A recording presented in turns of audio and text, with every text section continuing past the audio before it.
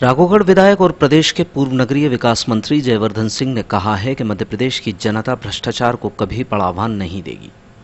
जयवर्धन ने यह बात एक सवाल के जवाब में कही, जिसमें उनसे पूछा गया था कि आगामी विधानसभा चुनाव में कांग्रेस की स्थिति क्या है और इसका चुनावी मुद्दा क्या होगा।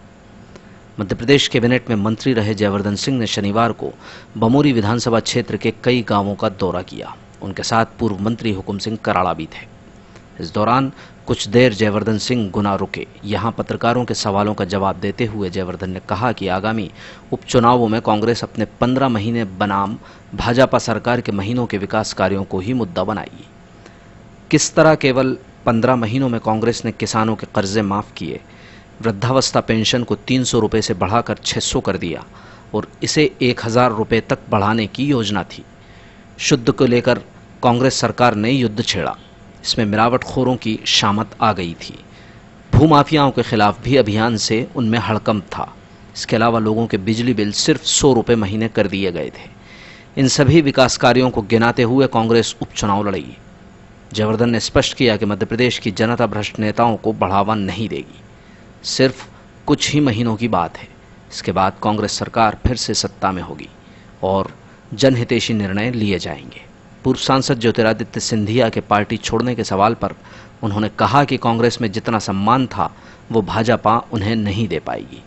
उनके समर्थक 6 नेताओं को कैबिनेट मंत्री बनाया गया, जबकि भाजपा में इतनी तवज्जो नहीं मिल रही। हाल ही में इंदौर और ग्वालियर में हुए कुछ कार्यक्रमों में तो सिंधिया का फोटो तक नहीं दिखा। इससे उनकी भाजपा में स्थिति का अंदाजा लगाया जा सकता है।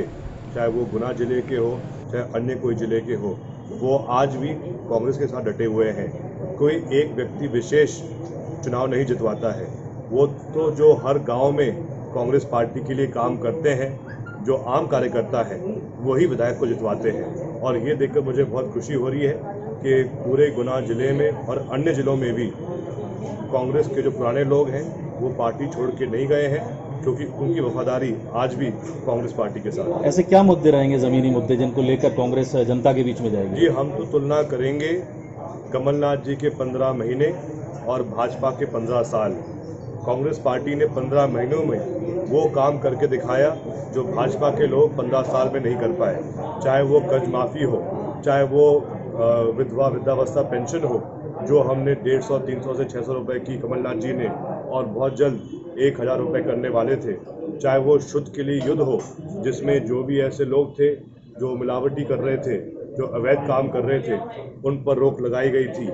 चाहे अगर हम बात करें तो जो भू माफिया है उनके खिलाफ जो कमलनाथ जी ने अभियान चलाया था पूरे मध्य प्रदेश में, चाहे वो बात हो, चाहे फिर 100 रुपये 100 यूनिट बिजली हो, तो ये ऐसे काम थे जो ऐतिहासिक काम थे, जो 15 साल में भाजपा के लोग नहीं कर पाए थे, लेकिन कमलनाथ जी ने 15 महीने में करके दिखाया था। तो हम इसी मुद्दे को लेकर हम जनता के पास जाएंगे और मुझे पूरा विश्वास है कि जिस जनता ने कांग्रेस पार्टी को 5 साल के लिए वोट किया था, अगर 15 महीने बाद कुछ स्वार्थी लोग पार्टी छोड़ के चले गए, जनता उनको सबक सिखाएगी और पुनः सरकार कांग्रेस पार्टी की बनेगी। नहीं थी, ऐसे अनेक हम देख रहे हैं जो उनके खास माने जाते हैं। जो पूर्व मंत्री रहे तुलसी सिलावट जी का प्रोग्राम इंदौर में था, वहाँ सिंधिया जी की फ़ोटो नहीं, ग्वालियर में सिंधिया जी की फ़ोटो नहीं। तो कहीं ना कहीं जिस सम्मान की बात की गई थी, वो सम्मान तो कई गुना कम मिल रहा है भाजपा में, जबकि कांग्रेस पार्टी ने तो सिंधिया जी को पूरा सम्मान दिया था, केंद्र मंत्री बनाया था। उनके न्यूनतम 6 मंत्री उनके कैबिनेट रैंक के थे कमलनाथ जी की सरकार में। तो इससे बड़ा सम्मान और क्या दे सकते थे। जी, वीडियो वायरल होने का आजकल एक दौर चल रहा है उपचुनाव से पहले। अभी एक रिसेंटली अशोकनगर का वीडियो वायरल हुआ था। एलिगेशंस लग रहे हैं कि पैसे लेकर टिकट बांटे गए थे पहले। वो तो चर्चा है, एलिगेशन थोड़ी है। मतलब वो काफ़ी गंभीर विषय है और उसमें तो मैं मानता हूँ जो उसमें कॉन्वर्सेशन है उसके बाद तो कुछ करने को बचा ही नहीं है। देखिए, वो तो सरकार की बहुत ख़राब हालत है। अगर भाजपा सरकार केंद्र में फरवरी के महीने में ही अंतर्राष्ट्रीय विमान को रोक देती तो ये कोरोना कभी हमारे यहाँ फैलता नहीं, लेकिन उनको चिंता थी मध्य प्रदेश सरकार को गिराने की, इसीलिए 1 महीने का विलंब हुआ। जिस समय तक कोरोना फैल चुका था, जो इतना लंबा लॉकडाउन रहा, उस लॉकडाउन में कहीं भी कोरोना की संख्या कम नहीं हुई, उल्टा इतनी वृद्धि हुई कि आज 3 लाख मरीज कोरोना के हो चुके हैं। प्रथम 60 दिन में 1,20,000 कोरोना के मरीज हुए, फिर उतने ही मरीज 16 दिन में हुए और अब उतने मरीज 8 दिन में हो गए हैं। तो कहीं ना कहीं अभी भी ये संक्रमण और तेजी से फैल रहा है, हमको अभी भी सावधान होना है। लेकिन जो बात आपने कही, सबसे अधिक नुकसान हुआ है व्यवसाय पर।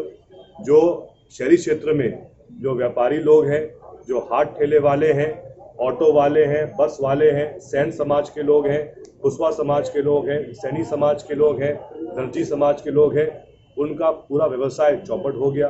जो कैंटीन वाले हैं, छोटे मोटे उनकी होटल रेस्टोरेंट चलते हैं, ये पूरे जो अपने वर्ग हैं, इन सबको कहीं ना कहीं आर्थिक रूप से बहुत बड़ा घाटा हुआ है, जिसके कारण आज उनकी आर्थिक स्थिति बहुत कमज़ोर है।